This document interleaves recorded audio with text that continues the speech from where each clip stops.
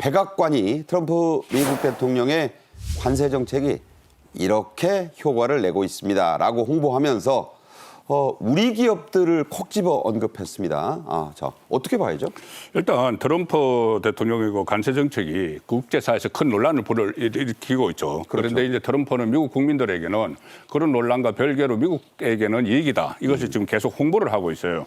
트럼프 관세 정책이 왜 큰 이익이 미국에 되느냐 하면은 그 트럼프의 주장은 해외의 기업들이 우리나라 기업들을 포함해서 네네. 해외 기업들이 고율의 관세를 무는 것보다는 차라리 미국의 현지에서 공장을 짓는다. 현지에서 공장을 짓고 투자를 하면은 네. 일자리가 늘어나죠. 미국의 부도 커지고 일자리도 늘어나니까 이것이 다 내 덕분이다. 이 이야기죠. 자화자찬이네요. 네, 자화자찬 하는 겁니다. 네. 그 관세 정책이 뭐 해외에서는 어떻게 받아들일지 모르지만 미국에서는 이익이다.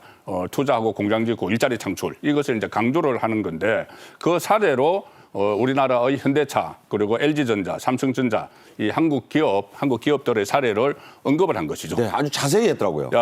자세히 언급을 했습니다. 그래서 일단은 그 미국 노동자를 우선시하고 미국의 경쟁력을 향상시키겠다는 이 공약이 점점 더 많은 기업들이 이제 우리에게 올 것이라고 하고 또 우리 기업들의 사례별로 현대차에 대해서는 관세 영향을 최소화하기 위해서 이 미국 현지 생산을 더 확대할 계획이라고 밝혔다. 이렇게 각 기업별로 한국의 기업별로 미국에 어떻게 투자를 하고 일자리를 창출하는지를 자세히 백악관이 지금 설명을 하고 있죠. 그렇군요. 말씀하신 대로 백악관은 LG전자와 삼성전자, 앞서 또 현대차, 미국에서 이렇게 생산하고 새 공장 만들고 이전하고 있다.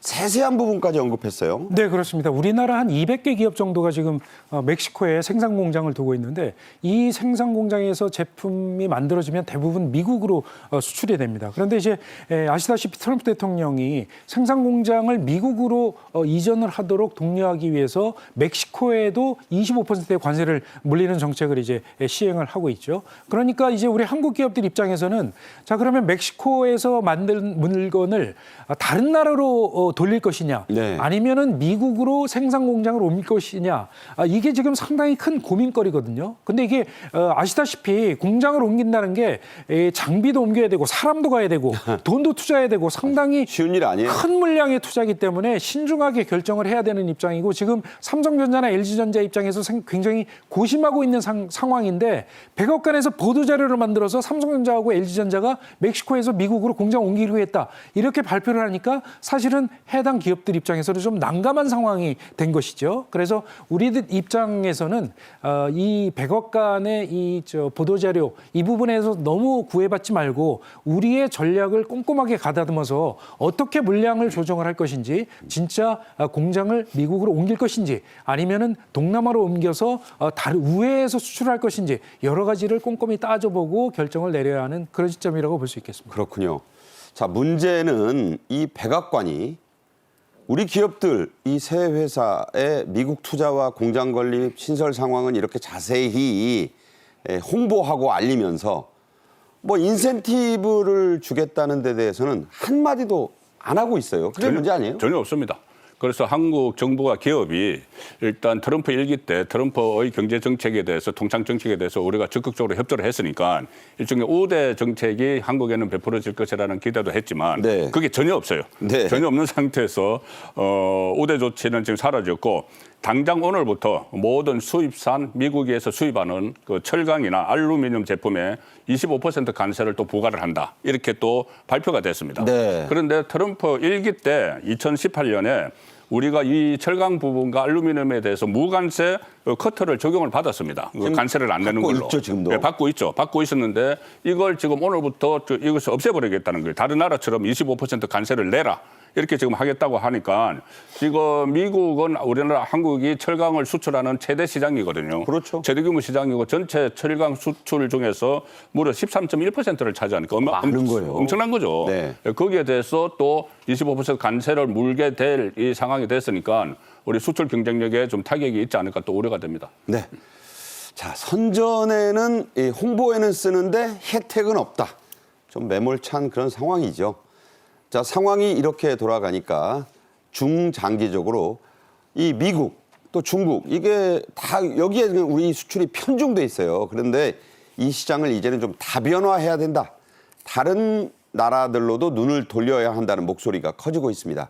그래서 부쩍 주목을 받고 있는 신시장들이 있죠. 네, 그렇습니다. 말씀하신 대로 우리는 지금 수출로 먹고 사는 나라이기 때문에 결국은 우리나라 제품을 팔 수 있는 수출 시장을 다변화시키는 게 결국 우리가 살아야 될 일입니다. 지금 보시면 알겠지만 우리나라의 수출이 미국하고 중국으로 한 40% 정도가 나가고 있습니다. 중국이 1위고 그렇죠. 그다음이 20%. 미국이에요. 미국이 19% 정도 되는데 40%가 미국, 중국으로 집중이 돼 있으니까 미국, 중국의 무역 전쟁이 격화가 되면 우리나라가 상당히 그 직접적인 피해를 입을 수밖에 없는 구조죠. 말 그대로 고래 싸움의 새우등입니다. 그렇습니다. 우리가. 결국은 미국과 중국 외에 다른 나라의 수출 시장을 개발을 할 수밖에 없는데 예컨대 저희가 1990년대 초에 중국하고 러시아 그리고 동유럽 국가들 이런 나라들을 향해서 북방 정책을 통해서 수출 시장을 발굴을 했기 때문에 우리가 선진국으로 진입할 수 있는 그런 결정적인 계기가 된 것처럼 이제 지금 이 상황에서는 우리가 다른 나라로 눈을 돌려서 수출 시장을 개방을 해야 된다. 거기가 그럼 어디가 될 수 있겠느냐? 많은 사람들이 주목을 하는 곳이 글로벌 사우스라고 해서 남반구, 지구의 남반구에 있는 개발도상국들을 주목을 해야 된다. 지금 이렇게 보고 있죠. 적도 아래쪽 나라들이죠. 그렇습니다. 예를 들면 뭐 아프리카랄지 동남아랄지 중남미 이런 나라들을 좀 집중적으로 공략을 하는 게 좋겠다. 이런 전략을 많이 제시를 하고 있는데 특히 무역협회 같은 곳에서는 그중에서도 글로벌 사우스 4라는 명칭을 붙여서 예를 들면 인도하고 인도네시아, 멕시코, 브라질 이 4개국을 특별히 관리를 해서 수출 시장으로 공략을 해야 될 것 같다. 이런 주장을 펼치고 있습니다. 임금 싸고 경제 성장률 높고 인구가 젊고 정부가 지속적으로 밀어주고 있다. 이거 과거 우리 그 박정희 정부 때 하던 거예요. 우리도 지금 그런 나라들을 찾고 있다는 얘기입니다. 이 글로벌 사우스를 포함해 우리 정부가 아주 유망하게 보고 있는 6개국이 있습니다. 글로벌 사우스 포함해서 유럽도 있어요. 자, 어떤 나라들입니까? 일단 산업통상자원부하고 코트라 그러니까는 대한무역투자진흥공사가 최근에 보고서를 하나 펴냈습니다. 보고서 제목이 뭐냐 하면은 2025년 주목해야 할 진출 유망국 6나라. 저렇게 6나라군요. 네, 저렇게 6나라입니다. 글로벌 제조 중심으로 도약하는 인도, 그리고 AI 시대 데이터 허브를 꿈꾸는 말레이시아, 유라시아 진출 거점으로 새롭게 떠오른 우즈벡, 그리고 석유를 넘어서 신동력을 구축하는 아랍에미레이트, 그리고 에너지 생산 구조 개선에 앞장서는 독일, 이탈리아 이렇게 됐는데 네. 이중 인도는 조금 전에 말씀하신 대로 글로벌 사우스 4에 포함이 되는 아주 매력적인 그 우리 진출 유망 국가가 되는 것이죠. 그래서 지금 미국 신정부에서 트럼프 정부에서 연이어 관세 정책을 고율의 관세를 매기고 여러 가지 조치들을 취하고 있는 상황에서 네. 이 세계 무역 질서가 지금 재편이 되고 있잖아요. 그렇죠. 재편이 되는 이 상황에서 빠르게 좀 대처를 하는 그런 모습을 우리 정부와 코트라가 보이고 있는데 그중에서 집중적으로 집중 타깃으로 삼은 6나라를 선정을 해서 그냥 선정한 게 아니고 어떻게 여기서 공략을 할 것인지 그 전략까지 다 담은 보고서를 최근에 펴냈습니다. 네. 자, 독일과 이탈리아가 눈에 띄어요. 왜 독일과 이탈리아냐? 우리가 윈윈할 수 있는 유럽 국가다. 이런 얘기입니다. 자세히 또 설명을 드릴게요. 자, 이 중에서 우리 정부와 업계가 가장 주목해보는 나라, 인디아입니다. 자, 어떤 강점이 있고 현재 진출 상황은 어떤가요?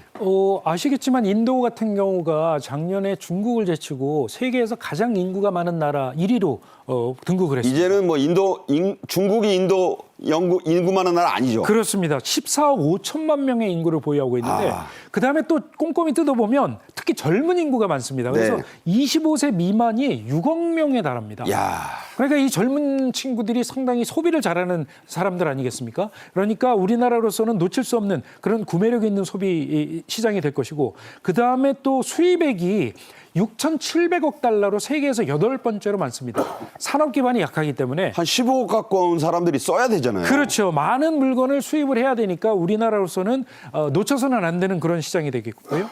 그래서 스탠다드 앤 푸어스라고 미국의 기관 같은 경우에는 인도가 2030년이 되면 중국에 이어서 세계 3위의 경제대국으로 떠오를 것이다. 이렇게 지금 전망을 하기도 하고 있거든요. 그러니까 기업들 입장에서는 상당히 움직임이 빨라질 수밖에 없죠. 예를 들면 LG의 구광모 회장 같은 경우가 얼마 전에 인도 시장을 방문을 했는데 이 LG의 그룹 회장이 인도를 방문한 게 21년 만이라고 합니다. 21년 만에? 예, 그도 그럴 것이 LG전자가 인도에서는 상당히 생활가전 중에서 럭셔리 브랜드로 세계 1위의 브랜드로 자리. LG 냉장고 쓰면 부자다. 냉장고 세탁기 가지고 오면 이제 굉장히 고가의 제품으로 이렇게 인정을 받는 그런 제품이거든요. 그래서 LG전자 같은 경우에 지금 상당히 인도를 지금 중시하고 있고 삼성전자도 마찬가지입니다. 삼성전자 같은 경우도 생활가전이 굉장히 잘 팔리고 있는 뿐만 아니라 스마트폰 같은 경우에 애플과 중국 샤오미와 1, 2, 3위를 아주 치열하게 다투고 있는 시장입니다. 그래서 이재용 회장이 인도 재벌 그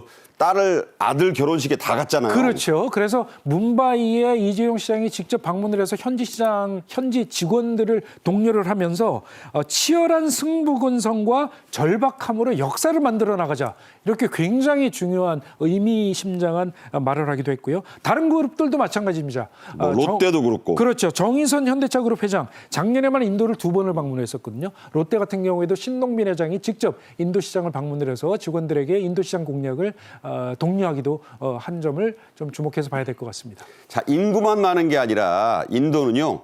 9구단이 아니라 36단을 줄줄 외우는 수학 천재들의 나라입니다. 이 나라가. ITT 입학 시험은요.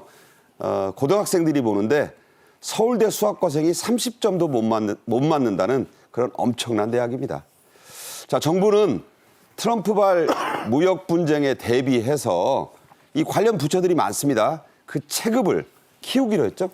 네, 그렇습니다. 저희들이 이 시간에 한번 전해드린 적이 있다는 기억이 나는데 트럼프 정부 2개월을 맞아서 우리 대기업들이 각 부서의 역량을 굉장히 키웠잖아요. 그 조직 개편도 많이 하고 했는데 정부도 지금 여기에 발맞춰서 좀 확대 개편을 하는 그 상황입니다. 네. 산업통상자원부는 무역위원회를 지금 1.5배, 지금부터 1.5배 규모로 키우고 있습니다. 지금까지는 과가 4개였고 그게 43명이었는데 네. 이것을 6개 과를 올려서 59명. 그래서 통상방어 기능을 대폭 강화를 하기로 했고 좀 세부적으로 보면은 이 무역조사실 이런 것을 새로 설치를 했습니다. 새로 신설을 해서 그게 덤핑조사 지원과를 만들어서 석유화학이나 섬유, 신재생 설비에 대해서 덤핑 조사를 하고 기존에 있던 덤핑 조사과라는 게 또 따로 있었어요. 예. 그 덤핑 조사과는 철강이나 금속, 기계에 집중을 해서 덤핑 여부를 조사를 하는 그렇게 조직 개편을 했고 이것이 1987년에 그 무역위원회가 설립이 됐는데 그 이래 그 1987년 이래 최대 규모의 조직 개편이 이번에 일어났다. 그만큼 지금 트럼프 2기를 맞아서 대기업들도 물론이고 정부도 바짝 긴장을 하고 있는 거죠. 정부 조직 개편까지 합니다. 38년 만에 확대 개편을 처음 했다는 그렇습니다. 거잖아요. 38년 만에 확대 개편을 할 정도로 그렇다면 38년 만에 우리가 적극적으로 대처해야 될 상황이 벌어지고 있다. 그것을 또 의미를 하는 것이 되는 것이죠. 그야말로 엄청난 그런 상황이 와 있다. 이런 위기감의 발로 반영이 되겠습니다. 최상목 대통령 권한대행은 미국 우선주의, 이 마가의 화살이 우리를 정조준하고 있다라는 상당히 섬뜩한 경고까지 했어요. 네, 그렇습니다. 어저께 열린 국무회의 석상에서 한 얘기였는데요. 그러니까 미국의 우선주의가 뭐 우리나라뿐만 아니라 모든 나라를 겨냥을 하고 있으니까 상당히 그에 대해서 좀 긴장감을 표시를 했고 특히 이제 미국이 4월 2일에 전 세계를 상대로 상호 관세를 부과하겠다고 밝히고 있고 얼마 안 남았어요. 그렇습니다. 미국하고 우리나라가 양국 간의 협상이 본격적으로 시작됐다고 최 대행은 밝혔고요. 그러면서 조만간 이제 한미 실무협의체를 열어서 관세 논의와 여러 가지 산업 협력 강화 문제들을 협의를 하게 될 텐데 우리나라의 국익을 위해서 윈윈할 수 있는 그런 합의점을 마련하겠다 이렇게 강조를 했습니다. 아시다시피 트럼프 대통령 같은 경우에 지난주에 의회 연설에서 우리나라가 미국보다 4배나 높은 관세를 물리고 있다. 이런 의미심장한 얘기를 하면서 한국에 대해서도 관세 정책을 상당히 강하게 나올 것으로 이렇게 시사를 했기 때문에 우리나라로서는 굉장히 꼼꼼한 전략을 가지고 대처를 해야 될 그럴 필요성이 있다고 보겠습니다. 네. 자, 지금 무역전쟁, 우리가 못 느끼는 지금 무역전쟁이 엄청나게 지금 뜨겁게 전개되고 있다는 사실 명심하셨으면 좋겠습니다.